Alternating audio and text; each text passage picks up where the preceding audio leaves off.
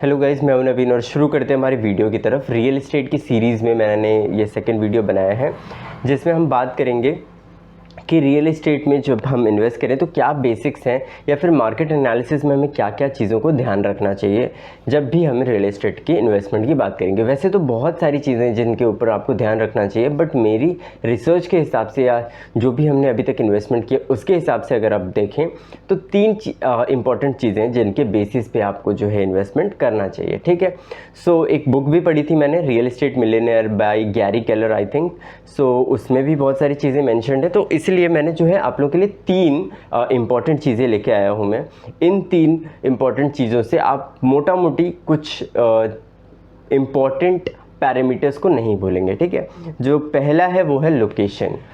सो जब भी आप रियल एस्टेट में डील कर रहे हैं, रेजिडेंशियल हो, कमर्शियल हो या फिर आप कोई भी वेकेंट लोकेशन का सोच रहे हो, सबसे इम्पॉर्टेंट चीज़ है लोकेशन, लोकेशन एंड लोकेशन।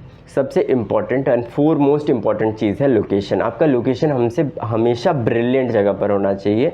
चाहे आपका घर या आपका जो भी प्रॉपर्टी है वो एक तरीके से थोड़ा सा ख़राब भी चल जाएगा, बट लोकेशन ख़राब नहीं चल सकती है। ठीक है, तो लोकेशन इज़ वेरी इंपॉर्टेंट। आपका जो लोकेशन है वो बहुत प्रीमियर जगह पे होना चाहिए, ऐसी जगह पे होना चाहिए जहाँ पे वो इजीली सेल एंड बाय हो जाए या रेंट हो जाए।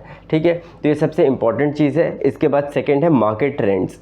ठीक है, मार्केट ट्रेंड्स का मतलब है कि मार्केट में क्या ट्रेंड है, यानी कि अगर जो भी आप लोकेशन चुन रहे हो क्या वहाँ से लोग बाहर जा रहे हैं या फिर वहाँ पे लोग आ रहे हैं। ठीक है, तो ये चीज़ जो है बेसिकली डिपेंड करता है कि इंडस्ट्रियल एरिया किस तरफ है, यानी जॉब्स किस तरफ है। अगर जो है जॉब आपके उस एरिया में है तो डेफिनेटली वहाँ पे लोग जो है बहुत ज़्यादा आएंगे, रेंट होंगे या फिर सेल बाय ये सब होता रहेगा। वहीं अगर बात करें हम जॉब नहीं है तो डेफिनेटली वहाँ से लोग उठ करके और वैसी जगह पे जाना चाहेंगे जहाँ पर जॉब है। अगर मैं बात करूँ अपनी, तो जैसे नोएडा में है हम, तो नोएडा में बहुत सारी IT कंपनीज़ हैं।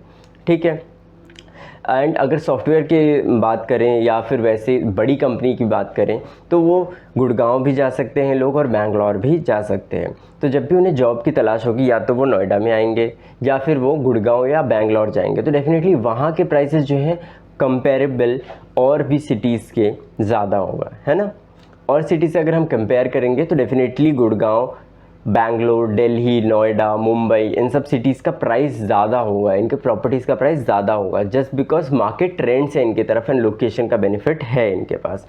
कंपेरेबल, तो कंपेरेबल सेल्स का मतलब है कि आप ये चेक करो कि क्या आपके उस एरिया में जो भी इस तरीके की जिस भी तरीके की आप प्रॉपर्टी खरीदने या बेचने जा रहे हो वो कितने में सेल हुई है या कितने में परचेज़ हुई है, उस चीज़ को ध्यान दो। तो आपको पता चलेगा कि आप कहीं ऐसा तो नहीं कि नेगोशिएशन में बहुत ज़्यादा भाव देकर के ख़रीद रहे हो या बहुत कम भाव पे बेच रहे हो। इस चीज़ का भी आपको फ़ायदा हो जाएगा जब भी आप रियल एस्टेट इन्वेस्टमेंट में इन्वेस्ट करने की सोचते हो, मार्केट में एनालिसिस करने की सोचते हो। तो ये तीन पैरामीटर्स हमेशा ध्यान रखना है आपको। लोकेशन क्या है, मार्केट ट्रेंड क्या चल रहे हैं और उस टाइम लेटेस्ट जो सेल हुई है क्या वो उसी भाव पर हुई है या नहीं हुई है। ठीक है, ये सारी चीज़ों का आप अगर ध्यान रखते हैं तो मोटा मोटी आपको कोई प्रॉब्लम नहीं आनी चाहिए। इसके अलावा बहुत सारी चीज़ें होती हैं जब भी आप बिल्डिंग को देखते हैं, जो स्ट्रक्चर है वो किस तरीके से बनाया गया है, क्या मटेरियल सही है कि नहीं, ये सारी चीज़ों को भी ध्यान रखना होता है। लेकिन जो मेन इंपॉर्टेंट चीज़ है वो मैंने आपको बता दी, क्योंकि अगर आप स्ट्रक्चर को तुड़वाते हो, नए तरीके से बनवाते हो तो भी कहीं ना कहीं फ्रूटफुल हो जाएगी चीज़, लेकिन जगह ही अगर बेकार है तो कितना भी अच्छा आप जो है बना लो स्ट्रक्चर को, फिर उसका फ्रूटनेस नहीं मिल पाएगा आपको, उसके बेनिफिट जो है आप रीप नहीं कर पाओगे। तो इसलिए इम्पॉर्टेंट है लोकेशन, इसके अलावा आपका मार्केट ट्रेंड और कंपेरेबल सेल्स होनी चाहिए। ठीक है, तो इन सब चीज़ों का आप ध्यान रखिए। इसके अलावा भी मैं और भी पॉइंट्स लेकर आऊँगा और नेक्स्ट वीडियो में हम बात करेंगे कि हम इसमें ऑप्शंस क्या क्या यूज़ कर सकते हैं, क्योंकि फुल कैश पे हम खरीद नहीं सकते। ठीक है, सो इससे रिलेटेड जो भी क्वेश्चन हो डेफिनेटली आप मुझसे पूछ सकते हैं। Thank you so much.